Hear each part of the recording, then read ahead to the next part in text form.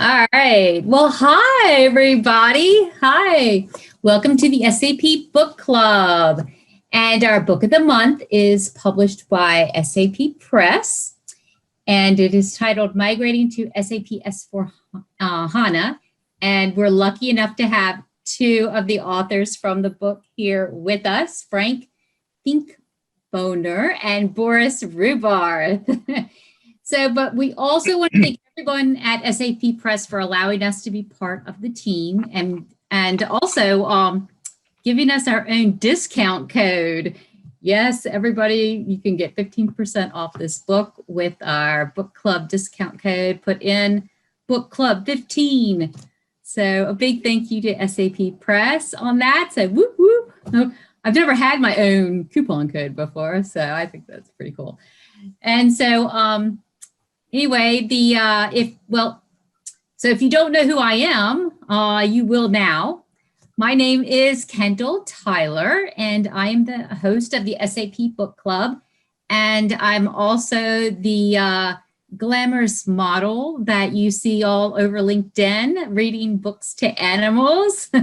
So yes, that's me. And for our current book, we had the lizard, we had some chickens, I had a donkey, I had a pony, a goat, and a couple dogs. And so and the dragon, wasn't there a dragon as well? The dragon was the lizard. Yeah, the lizard's the dragon. Oh, okay. So we did a poll online and everybody loves the dragon. That was their #1 poll favorite. However, the goat, the goat had over 10,000 LinkedIn views. So 10,000 people were looking at me and the goat.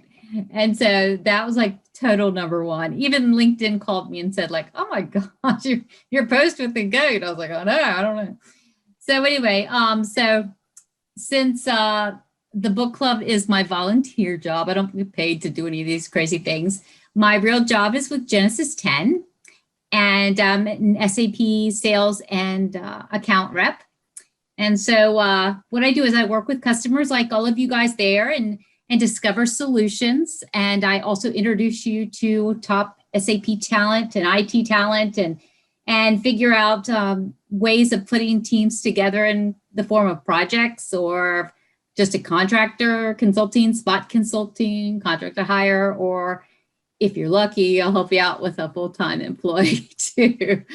So just remember, you're only as good as who you know. So just remember that. So anyway, but today I have two amazingly talented guys who work for SAP Germany. Yes, everybody, we've got Germans here today. So they do have German accents, and but they're going to help us with they're the authors of the book. And I wanted to say welcome. And I learned in German, it's called Willkommen. Hey. Yeah. Hi. Right? Yeah, that's correct. How do you say welcome? Willkommen? Willkommen, exactly. Willkommen. Yes, I did. I'm good. You are prepared. I'm prepared. I know. I was like, how do you do German? I don't know. So first we have Frank, and Frank, so that's Frank. And Frank is the product owner for the development of the predefined SAP S4HANA Cloud data migration content for SAP S4HANA Migration Cockpit at SAP. He's the product owner. He's been working at SAP for the past 22 years. He also developed a specific method for grouping migration projects into work packages called CMAP. He's also authored 8 other SAP data migration books. And did I miss anything there, Frank? No. That it? Okay. Yeah, no, you can only say that I was 13 years at the consulting and doing data migration at the customer. Oh, yeah, okay. Well, he did work at, they let you out, huh? They let you out. So I know what I'm writing. Oh, yes, he does, definitely. definitely knows what he's talking about. And so now we also have Boris, and he's been working at SAP over in Germany for the past 22 years as well. He is a product manager. He's responsible for software update manager and manages the knowledge transfer to the SAP community and user groups. He's also authored 3 SAP books, and he creates countless blogs and training courses on SAP. He's a regular speaker on system conversions at various international conferences. Thank you. Yes. Boris, how do I do? Is that you? That's it. That's it. So, you know, one thing is you can read a blog, you can read like little, you know, things about, hey, what have you done? But I want to know one thing about yourself that most people don't know. So I'll start with me first, and then you two can go. So I'll give you an example of how this works.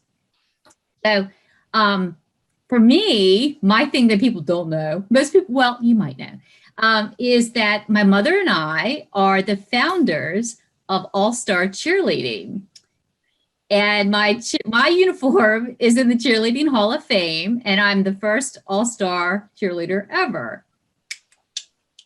Isn't that hilarious? So that whole great big, you know, the girls with the great big bows in their hair on TV and ESPN. That's me. I'm going to start. Me and mom started the whole sport. So anyway, all right, Boris, what about you? What is your fame to claim that no one knows? Well, I like being on the stage. I guess that's known. I've been doing some sessions on SAP TechEd, especially when we were on site there. And I did some juggling there when I'm on the stage. I try to incorporate there some juggling balls. But I guess some of the audience have seen me there. Maybe something that no one has seen is on TechEd, I think 2019, the famous Björn Görke, our Chief Technology Officer, was doing the key statement, the opening of the SAP TechEd. There were 3,000 or 4,000 people sitting around. And then at the end, there was a band playing Back to the Future from Huey Lewis, and I was playing the drums. Oh my God! Yes, that was really an amazing moment. But you see, when you're playing the drums, you're sitting in the background, no one sees you. And so I just wanted to mention it. That was a big life moment for me, playing the drums with Björn Görke. Yeah. Wow, that's impressive. Well, Frank, can you beat that? No, definitely not. That's nothing I can beat. When I had my first, let's say, virtual session about data migration, I guess it was in 2006, it was in front of 6 people. Because in parallel, we had the European Championship for football. And all the people were sitting in the cantina and watching on a big screen Germany against, I guess it was Serbia. Oh, no. So I had a really no big audience, 6 people. And that was your first big event. That was my big first event, 6 people. You are so hilarious. And 3 of them were hosts and other people with the technicians. Oh my gosh, that's so funny. Well, let's get into the book about migrating to SAP S4HANA. So this is how it's going to work, everybody. So first I'm going to ask Frank and Boris some questions, and then we're going to open it up to let our viewers ask questions. So you guys start thinking about all the questions that you would like to ask, and maybe I'll cover some before then, but you never know. So one thing I wanted to know, you know, I believe it or not, here's the book. If you haven't seen it, it's pretty thick.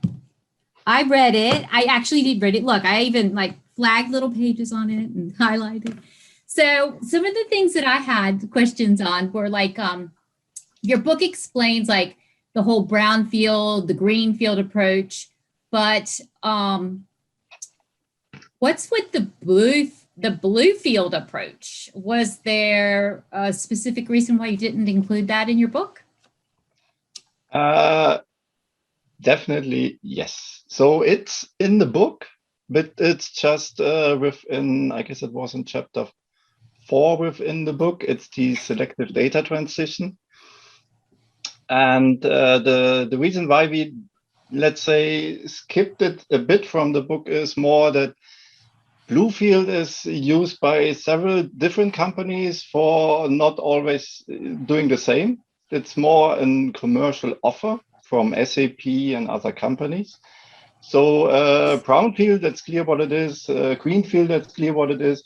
And Bluefield is, yeah. So the thing is, if you want to make it Bluefield, then you have to first check out which product I would offer, not offer, buy, or which is the company I have to go for the Bluefield thing. And every company has a different flavor of doing the Bluefield data migration, so that is selective data transition. So that means if you want to explain Bluefield, you have to check out all these different products from different companies and what do they offer and all these things and what are the costs of this. And that's why we then decided, okay, we just explain it on high level, what it is.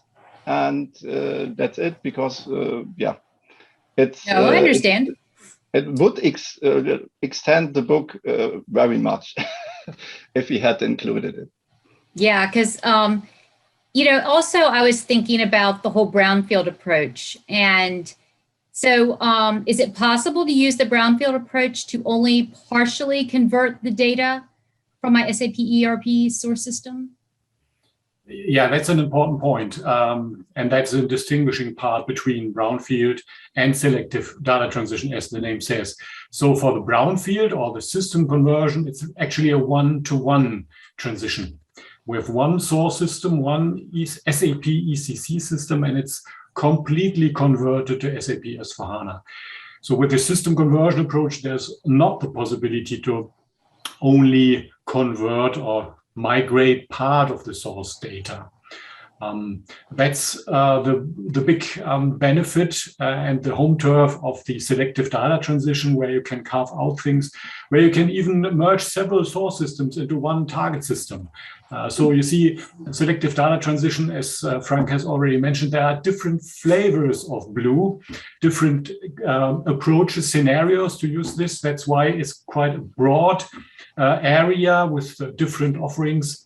And this is a difference to, well, again, the brownfield approach is a one-to-one transition. Everything that's in the source system will be converted.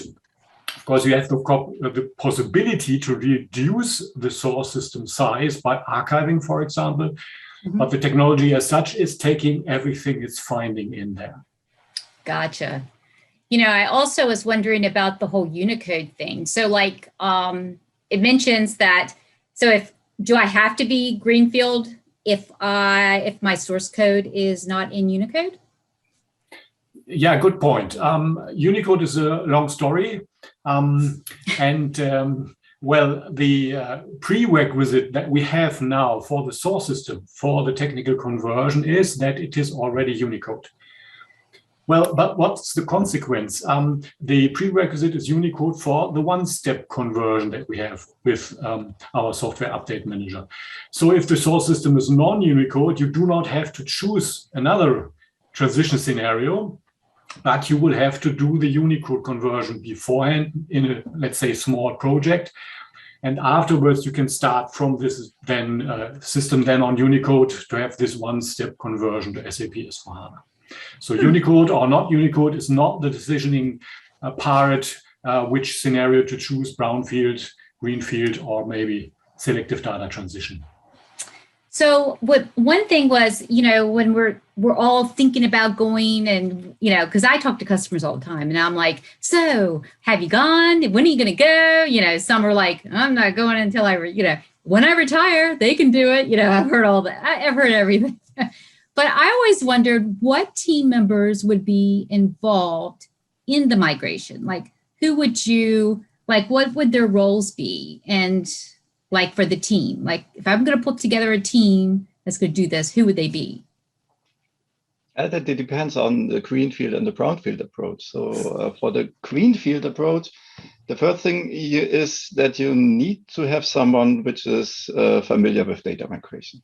So that you need an own, let's say, manager normally, or someone who's managing the data migration. So he needs to know what he is doing and what task you need to execute, and what are the most traps you can fall in for the data migration. So he has to organize the complete data migration. So that's the main person you really need to have.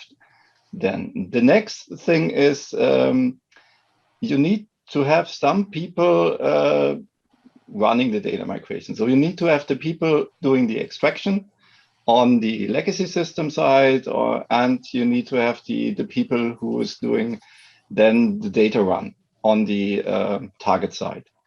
So, but it's not all the things. The most thing is you need to have the clerks. So you need to have the people which know the old system. So that means you need to have the people who is normally entering a sales order in the old system or something else. So you need to have them that they tell you, for example, if you have the purchasing organizations, or you have a purchaser that is within the legacy system 1000 something, and then it needs to be mapped to a new key then in the S4HANA system, or the target system, let's call it this way. And so you need to have someone who is mapping the values. So, and yeah, that's normally, let's say, all of these people. And don't forget the IT people. You need to have someone in the IT that is stopping the backup, or doing all the other technical stuff that is needed to run both the legacy system extraction and the target system data load. So nobody else than the people who are doing the data migration should be on the system in the time the data migration runs, just to don't break up any things there with people entering sales orders, and then the complete sales order data migration is going down or is breaking or something else. So it seems like a total group effort, all the way from IT, putting installing to, I noticed there was a lot of project management as far as all of your, you guys had what are they called? The simplification list, going through all of that, then going through the readiness check and some prerequisite check, extended. Is there differences between those? Yes. Boris, maybe I can jump in and continue what Frank has said, and then come to the actual question. I'm rather an IT guy or a technical guy, so my perspective nevertheless is the same. We have the software update manager that is driving the technical conversion. So it's a tool that is already well known, and administrators that know the tool, they may start a conversion project and say, well, I know the tool, I've learned the delta, and now we go on. But then they will very fast learn that the system conversion, for example, is not only a technical conversion. You have mentioned the simplification item list. So SAP S4HANA is different. We have taken this transition path from the business suite world to the new world of SAP S4HANA, and we have adapted things. We have simplified things. That's why it's called simplification. And we have reduced some features where we had a choice between different features. That's why it's important. It's not only a technical conversion. It's also to be considered from the line of business. And that's important to start from the very beginning, from the technical side and the line of business, to ensure in the project that the colleagues are there. I can start the tool as an IT colleague, the software update manager, and then the tool tells me, well, there's a simplification item that is not solved. Nothing that I can solve. So I need my colleagues, so they have to be part of the project. That is a kind of continuation of the other question. And then you have mentioned the simplification item check. You have mentioned the SAP readiness check. We have lots of checks. And maybe sometimes it's a bit confusing. If this is the case, then I have an idea. You read the book. You got one too. to be serious, well, the SAP readiness check is the big umbrella that covers as much of the other checks as possible to get the complete overview. So we recommend to use the SAP readiness check whenever you have the idea to go to SAP S4HANA. Maybe you even did not decide on the approach to see, well, what is the effort? And maybe it turns out the effort for the system conversion is pretty high, for example, based on a lot of modifications, a lot of custom code in the source system. That reflects one of the questions in the chat. If the system is heavily modified, if there's a lot of custom code, you may use the readiness check with custom code analysis to find out, well, we should consider the greenfield approach as well, as there we install a plain new SAP S4HANA system without content and then move data in there. That could be a reason. But again, what's the difference to the prerequisite check extended? Another of those checks in there, described in the book.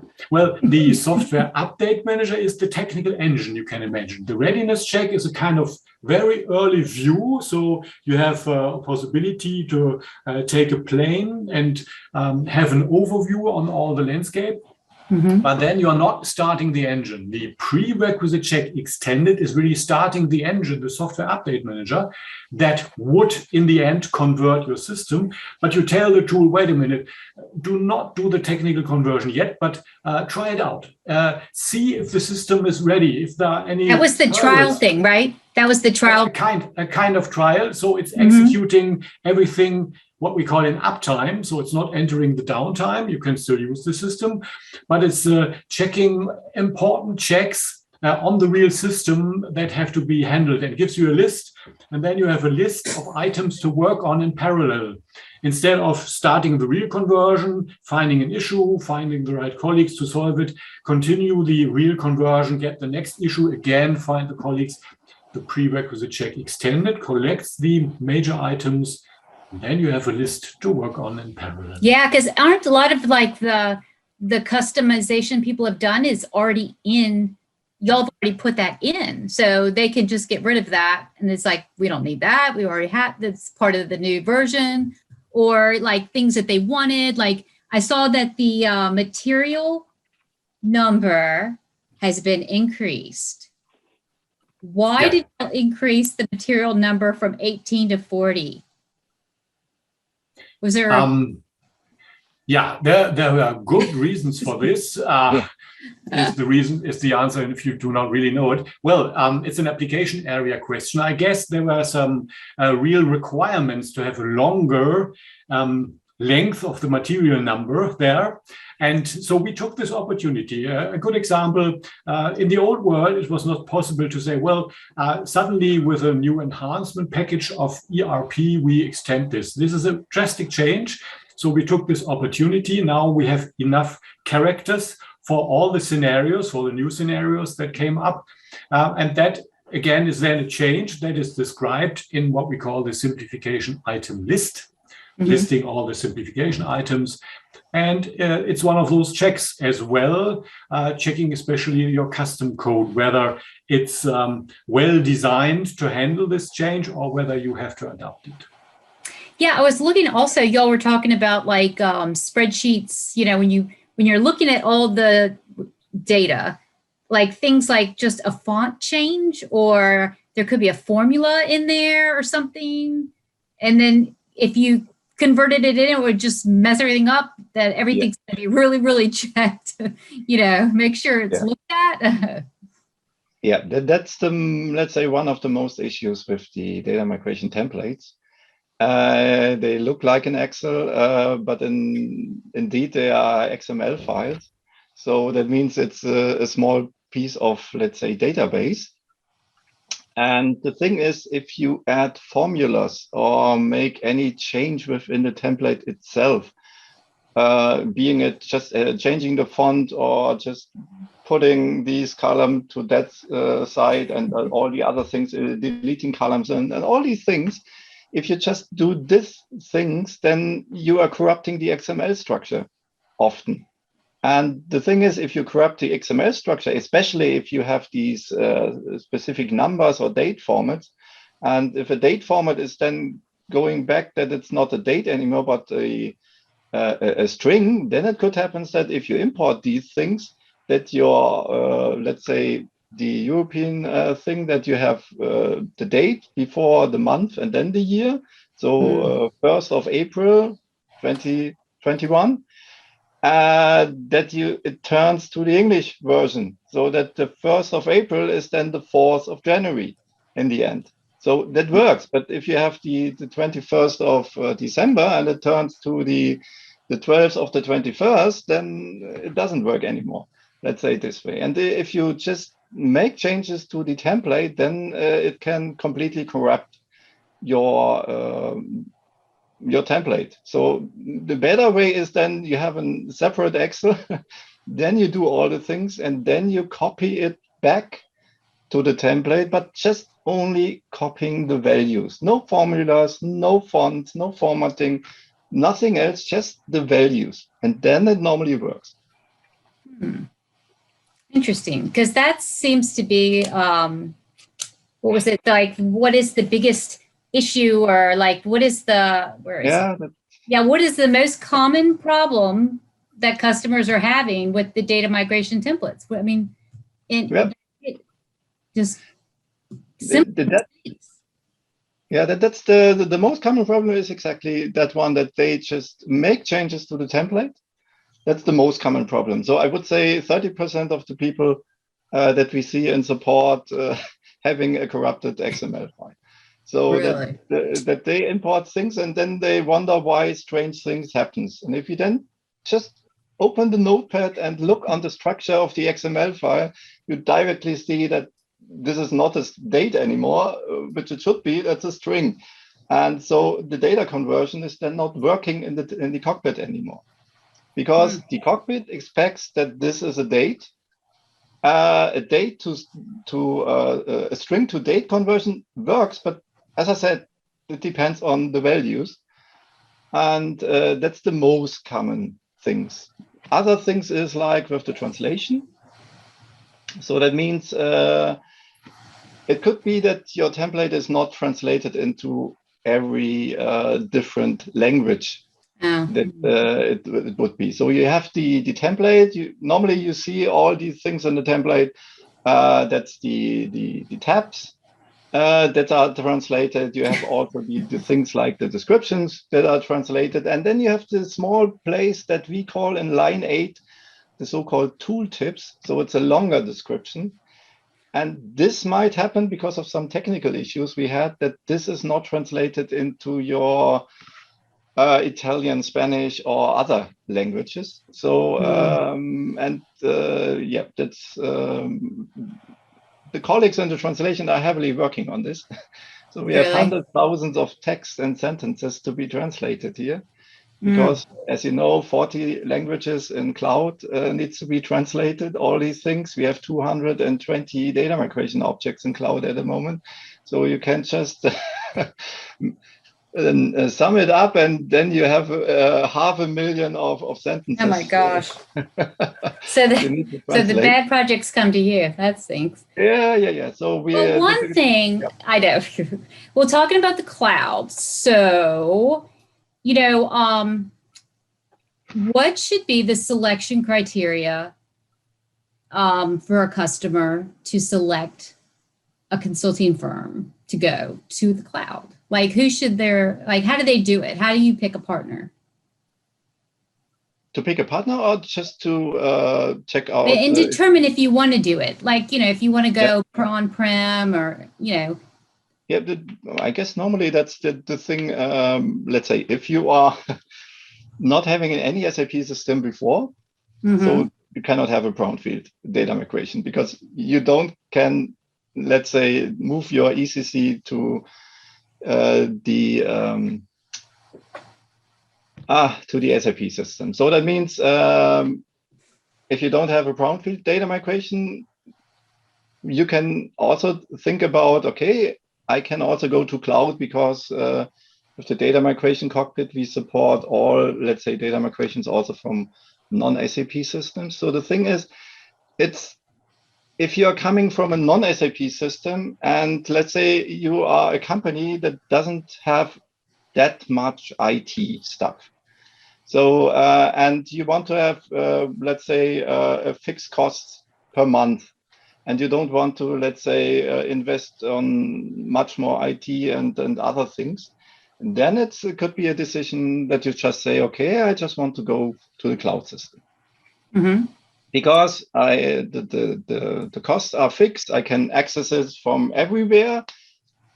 See the pandemic, you can access it from your home, just using a browser to get into the cloud. You don't need to have that much IT stuff that you had before, because if you have an on-premise system, you need also other things to provide it then to your people. So you just need to have the cloud, and then you can, So the internet, what about yeah, the whole RISE for SAP, RISE with SAP?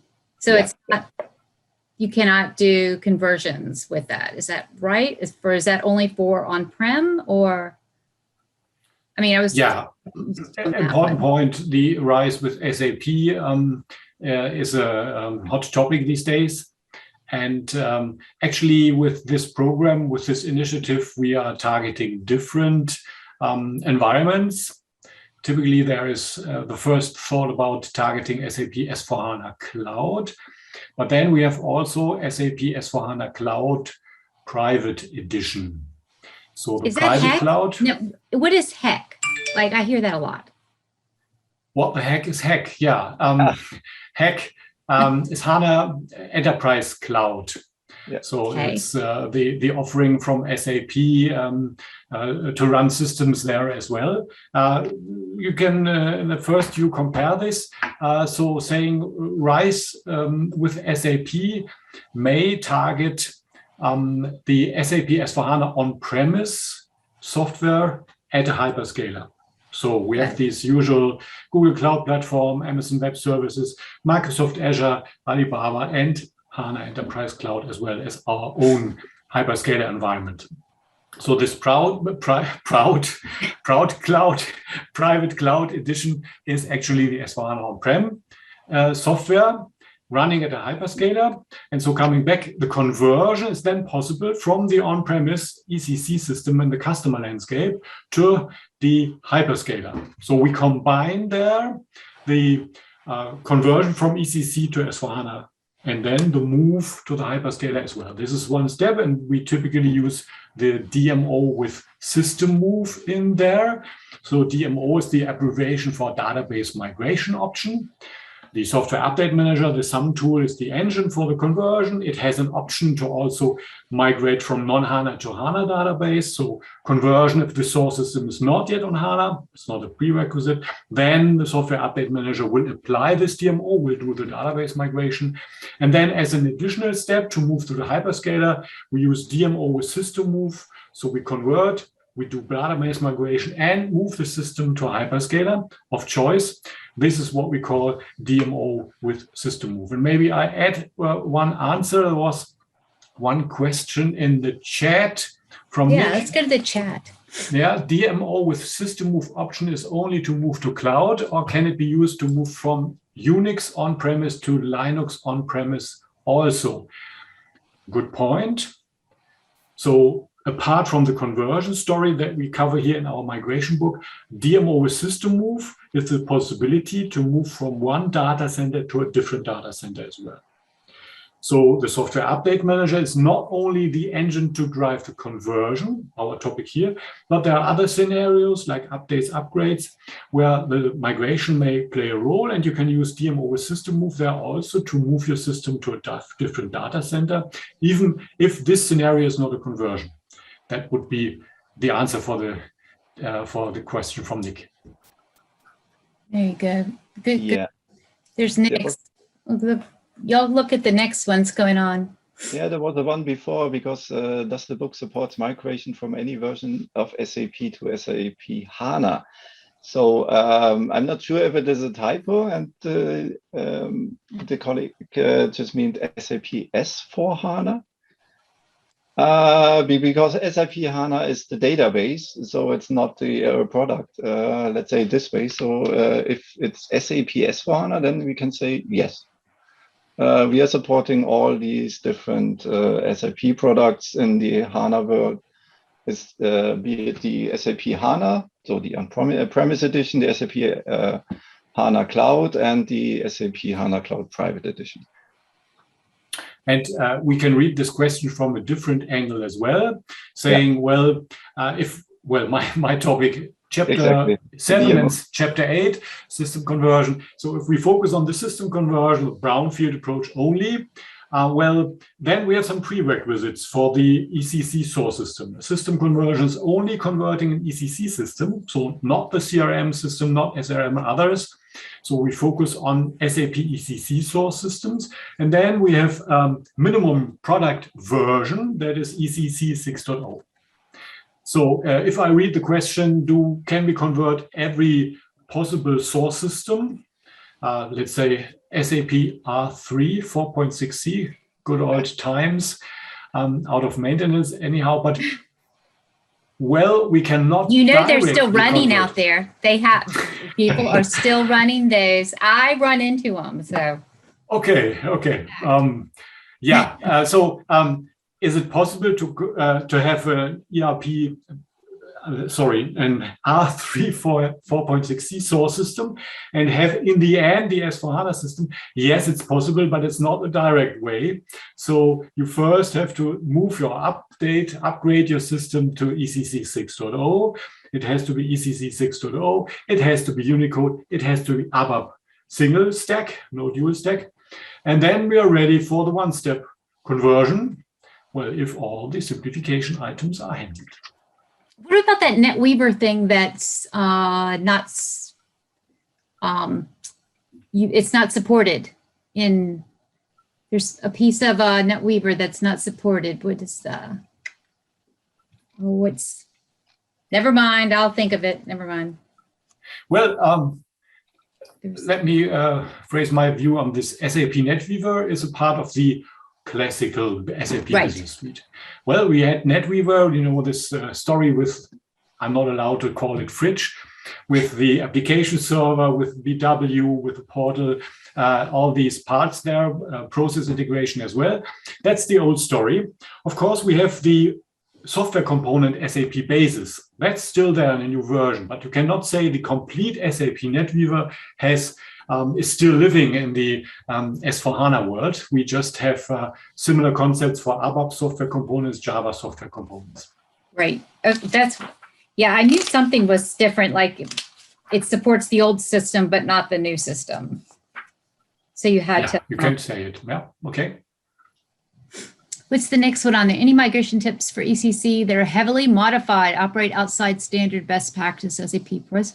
Ooh. Is there I think we have touched this, and Javier has already acknowledged this, I think. So again, advertising the SAP readiness check, advertising this, although there's no cost for this, it's a good starting point to even consider to use different scenarios than brownfield. And then I see, does this book include data conversion of customer addresses data with DQM? Frank, any idea what this is? Yeah, that's the data quality managing. That's a part of the SAP data services. And I guess that's the thing he mentioned. We have the rapid data migration with a new book. So, and all these let's say objects we deliver with the data migration, and explain the thing how to use the object and the data services. But as far as I know, we don't have the complete thing like how using the data quality management. That's something you have to have on top of the data services. It's something you normally have to buy, and that's a thing that you can just cleanse your address data. You can have then golden records and all the things, and you can just check the postal codes, and in US it's the zip code. and then cleanse all the things, the address data. But it's not, let's say, mentioned in detail how this is to be done in the book, because then it would really extend the book, and the book would then have more than 1,000 pages if we would also include all piece of different things there. What's the next one on there? Planning to make NZDT available as one of the scenarios with DM. Near zero downtime. Yeah, that's a good point. It's mentioned well, but it's an important point there. NZDT, that's one of our abbreviations. You know, we have a lot of them. Near zero downtime technology. So when it comes to the actual downtime of the system, it's crucial to have opportunities to reduce the downtime. And there are different approaches to achieve this. They are described in the book. NZDT, to be very precise, is an SAP service offering using a specific tool there. But we have a similar abbreviation, NZTM, near zero downtime maintenance. Quite confusing. That is a feature of the software update manager. So, and then again, DMO, another of those abbreviations, you know, database migration option. So the conversion as such is possible independent of whether the source system is already running on SAP HANA database or not.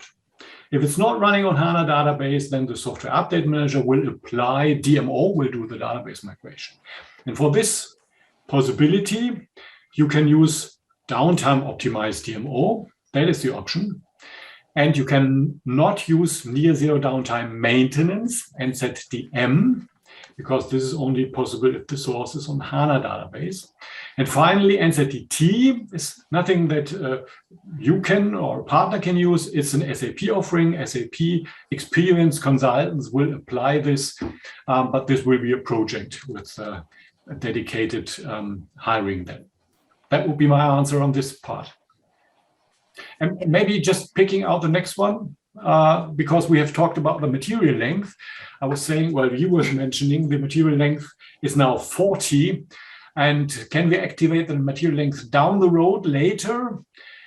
Well, I'm not the application expert. I think there is a possibility to switch it on and off, but I don't think it's really feasible to do the conversion with the old length and then 2 years later switch it on, because there are interfaces affected as well by this material length extension. So I would recommend to take the decision during the technical conversion as such. Yeah, and there's also an SAP knowledge base article about the material number field length extension called NMFLE. I just put the number into the chat, so if someone wants to read it completely. 22674140. That's the knowledge base article for MFLE. Is that the material length? Yeah, that's the material length extension that explains. It says SAP note 22674140. Is that the one you got? Yeah. Check you have read the book. I did. I was looking at it. Wow. Shall we just continue with the questions in the chat, Kendall? Yep. Please explain add-on compare check from source and target system. Maybe I start with it. Maybe, Frank, you have an extension then. We have a conversion. It's more than an upgrade, and that means in the new world, SAP S4HANA, not all add-ons may be supported. SAP is working on supporting add-ons that are still required, but there are partner add-ons as well. That's why the check of the add-ons before the technical conversion is very important. There are, of course, checks. You know, we have lots of checks. SAP Readiness Check is doing a check.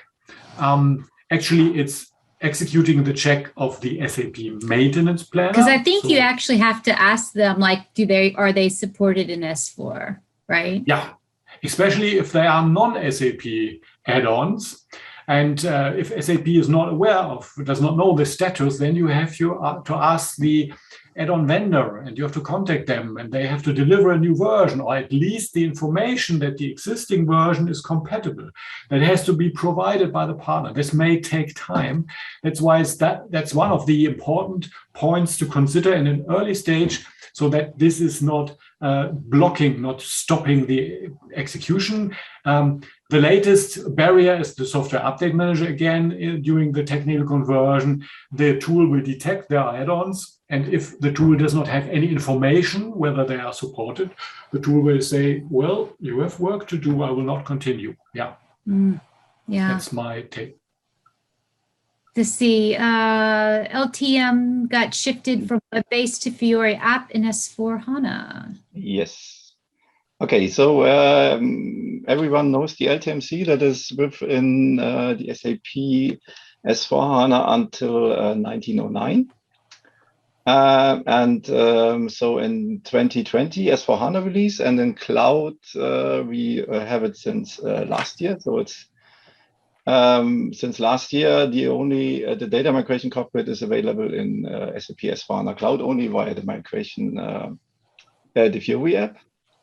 So the reason why it was shifted from being a web-based so-called WebDynPro app to a Fiori app was because of, let's say, a lot of different technical boundaries or limitations that you have with WebDynPro, especially also with the role-based model and all these things. And WebDynPro is also technically completely outdated, and we had a lot of technical issues then. And so that was then the decision by the colleagues to just completely renovate the cockpit and put it on into the last state of the art to run it on the Fiori app. And if you see the Fiori app in 2020 and in cloud, then you will see it has a lot of new things, especially things coming with the new 2021 and 2111 in cloud. You will see there are a lot of things that were technically not possible using it or having it within the WebDynPro based thing. And yeah, that's why it is now in Fiori app. That's interesting. Because that was the big thing about how to use that, you know, the whole mapping part. I mean, what is different from, is this book different from ADM 328? Frank, did you write ADM 328? No, I don't know ADM 328. So we have hundreds and I guess thousands of different courses. Maybe Boris knows. I was going to say, Boris probably wrote that course. Yeah. No, I did not. But I know the course. It's a training course developed by a colleague, excellent trainer, instructor from SAP. So just to be explicit, it's an SAP training offering, a classroom training, 5 days, and it's covering the usage of the software update manager for either applying an enhancement package or to execute a system conversion. So how is this book different? Well, system conversion is only a part of the book, chapter 7 and 8. ADM 328 is only covering system conversion. If you compare this, of course, it's similar. Apart from, well, a book is a book, you can read it at night, and a training is taking place during the day, typically, and you have exercises. So different aspects from the topics, it should be similar, I would say. You know that I think any company that is doing or going through a migration or going to do a migration or wants to do, if you are a manager out there, any of you guys watching, go tell your staff, you guys need to buy this book and make it like a project and say like, okay, we're going to do chapter 1. We're all going to read it. And then we're going to get together and we're going to review notes together. And that way everybody's on the same page instead of sending someone off to class. And then that one guy knows it. Then he comes back and says stuff and everybody's like, yeah, right. I don't believe you or whatever. I think like if you did a took the book and then everybody kind of, read it chapter, review together, read the next chapter, review together, I think everybody would be, I think you'd have a lot more projects successful because, you were talking about, Frank, in the book, like, why are projects not successful? Communication. That's about, normally it's communication. The whole thing is that people doesn't communicate. That's one of the things why people are, why projects are failing. The other thing is they completely underestimate the effort it takes, especially with the greenfield approach. They completely underestimate the thing. So they just want to do the data migration at the end. 4 weeks, they start 4 weeks before the go live, just to prepare for all these things. And then they are starting then to download extract all the data and putting it into the template. And then they have the first issues because they never use the cockpit, and then they have issues with handling the cockpit. Then they didn't test. No testing? No testing at all. They don't read the manuals. And all the things, they also miss the increasing of the line number 8 to read all the additional things in the tooltips. And but it's always with all data migration, even if it's ECC or ERP.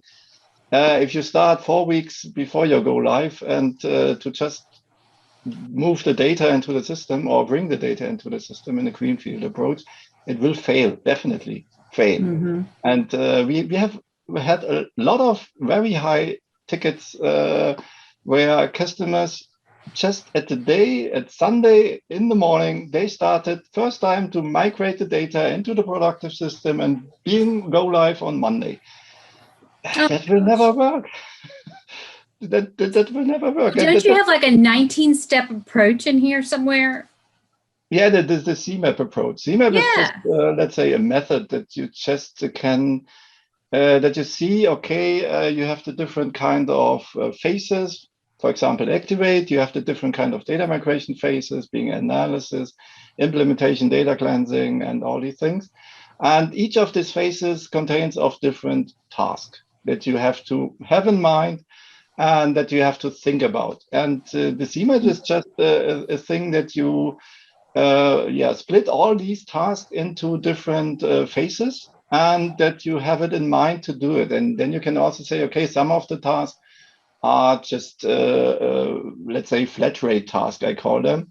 So just to determine what are my source systems, because a lot of people don't know their source system, especially in bigger companies with thousands of different source systems. What is the best source system to get the data and all these things? And this is something you can say, okay, I need to have 10 days to discover this. Other things like loading the data and all this thing, or preparing the mapping, this is per object. And if you then sum up all these, I need to have 4 hours for the material and 6 hours for the sales order and all these things. If you just sum up all these things, and in the end, you get the number 300. And then you see 4 weeks to go live. Doesn't work. So yeah. Well, can't you also see like what applications you're not using? I mean, like there's no like, I mean, when you I mean, that's one of the things, like people aren't using those applications as, the bolt-on systems are like, oh, I didn't know we had, or they had a program that, was written so long ago that no one's alive that knows how to do anything with it, but they're still running on the system. I mean, so I think, like you said, if you start testing this stuff, looking at it, where's it coming from, planning, that's huge, then you'll be successful. But just exactly. Yeah, if you don't test, you cannot be successful, or you have a lot of luck. Let's see. The next one is we have a requirement to migrate the PO attachments from ECC to S4HANA. We're using BODS and ETL. Can you please explain how to achieve this? Ooh. Frank, can you do this? Not really, because attachments is a thing that is more a thing that is really specific for the people which are handling our DMS management systems. So that's a really specific question that at the moment I cannot explain. Let's archive that one. Yeah. Let's go to the next one. We're sorry, Kumar. We'll come back to you later.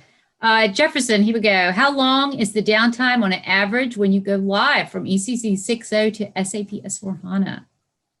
Okay, so for a system conversion, how long is yeah, that's a very critical question.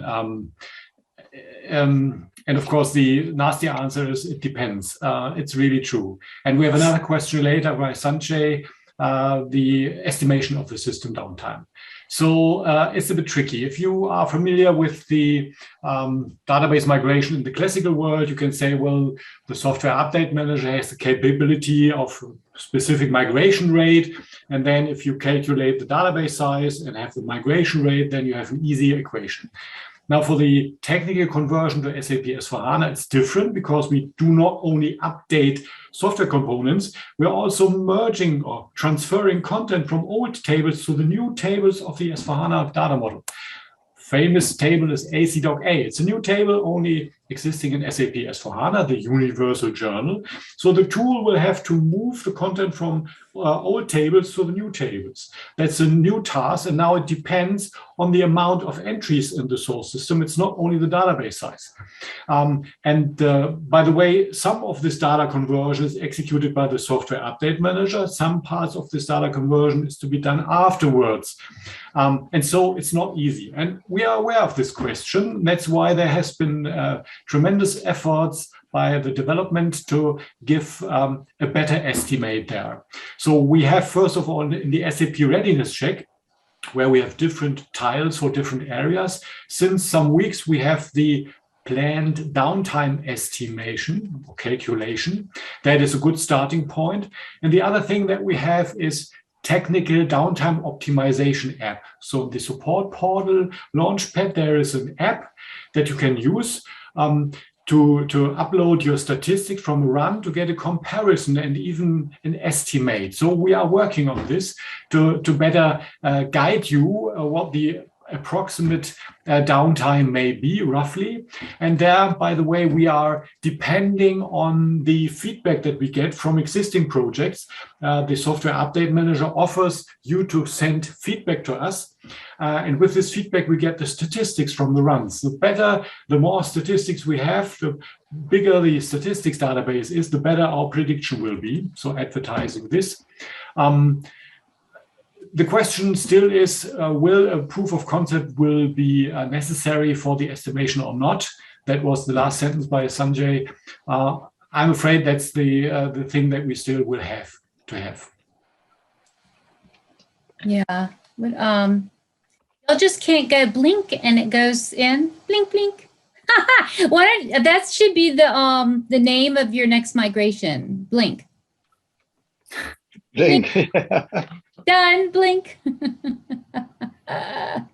Well, it is all, its time is up. Oh my gosh, it's been an hour. I told you guys how long it flies by. Unbelievable. But we will look at all the other questions and see if we can get those answered for you individually. So, but everyone, thank you so much for coming. And thank you, Frank. Thank you, Boris. And remember my coupon code. What is it? Book Club 15, which is pretty cool. Got a coupon code. But definitely, everybody, check out the book. A lot of information. I was like, oh my gosh. I was sitting in bed reading this going, oh my gosh, did you know? So, but it's wonderful. Thank you so much. And I look forward to doing another book with you guys. And everyone, thank you so much for coming. So thanks. Have a great day. Bye. Thank you. Thanks. Thank you very much, Kendall. You're welcome.